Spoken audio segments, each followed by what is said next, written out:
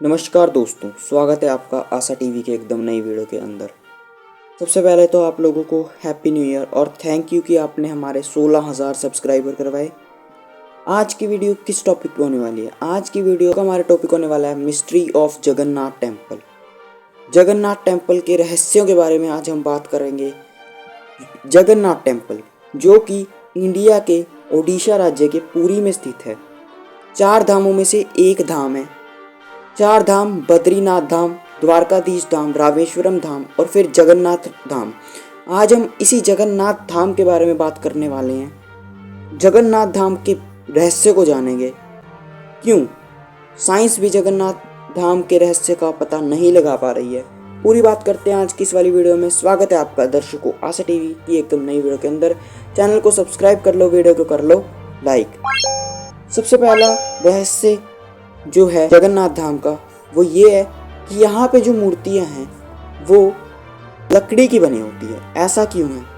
3102 BC में Zara नाम के एक शिकारी ने श्री कृष्ण जी के पैरों में तीर मारा, जिनसे श्री कृष्ण की मृत्यु हो जाती है।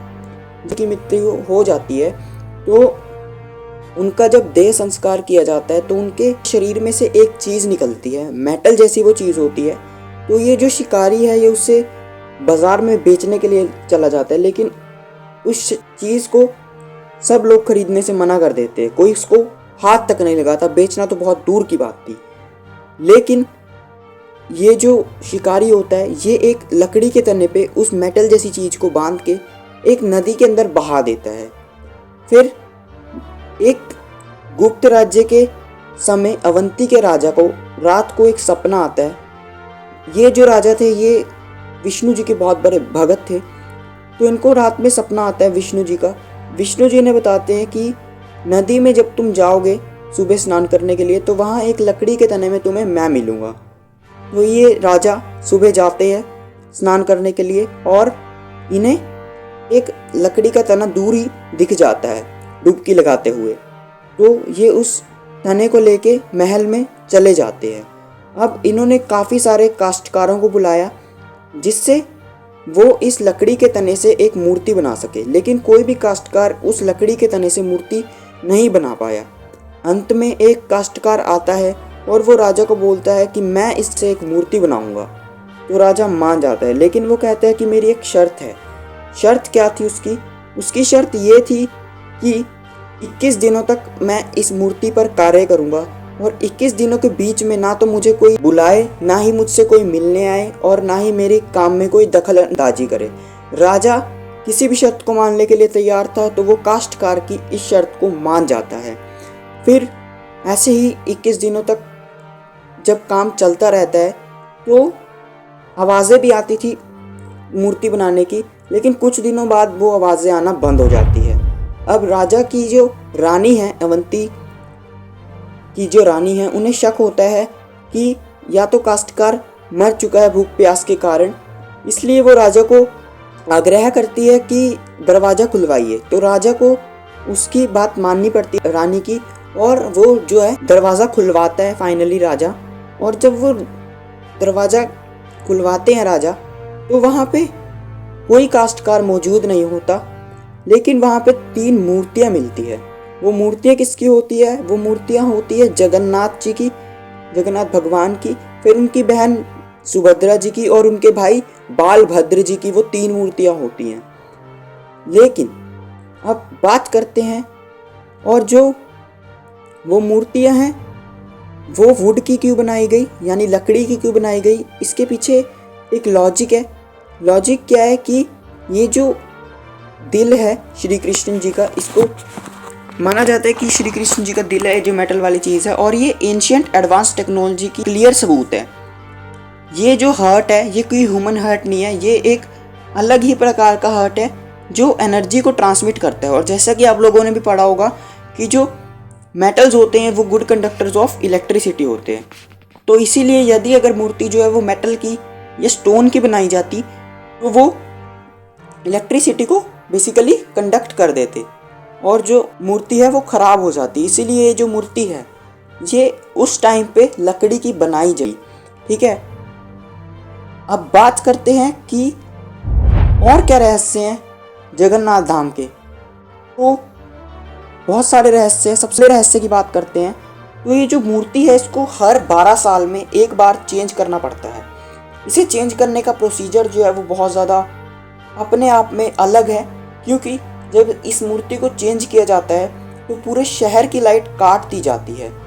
मंदिर के पुजारी के जो मुख्य पुजारी होता है उसकी आंखों पे पट्टी बांध दी जाती है और उससे ये जो दिल है श्री कृष्ण जी का उससे नई मूर्ति में ट्रांसफ़र किया जाता है। लेकिन जो पुजारियों ने क्रिया को किया है पहले, वो बताते हैं कि हमने कभी देखा तो नहीं इस दिल को, जिसे ब्रह्म पदार्थ भी कहा जाता है, लेकिन वो कहते हैं कि जब इसे हाथ में पकड़ते हैं तो ऐसा लगता है कि जिंदा खरगोश हाथ में पकड़ लिया हो। तो और ऐसा भी माना जाता है कि यदि उस ब्रह्म पदार्थ को कोई देख ले तो उसकी तत्काल ही मृत्यु हो जाती है। बात करते हैं अपने अगले रहस्य के बारे में, जो कि है यहाँ पे जगन्नाथपुरी में एक झंडा है। जैसा कि आप लोगों को पता ही होगा, यदि आपने पतंग उड़ाई हो तो जिस साइड हवा चलती है उसी साइड जो है झंडा भी उड़ता है।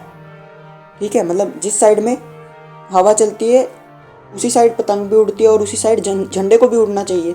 लेकिन यहाँ पे जगन्नाथपुरी में साइंस और लॉजिक काम नहीं करते दोस्तों, क्योंकि यहाँ का जो झंडा है वो जो मंदिर के सबसे ऊपर लगा हुआ है वो हवा के विपरीत दिशा में उड़ता है। ठीक है, मतलब कि जहाँ हवा होती है वो उससे दूसरी साइड पे उड़ता है, ऑपोजिट डायरेक्शन में। अब ऐसा क्यों होता है दोस्तों, ये तो एक राज है, इसका कोई भी ना तो साइंस आज तक पता लगा सकी है। बात करते हैं अपने अगले ही मिस्ट्री के बारे में।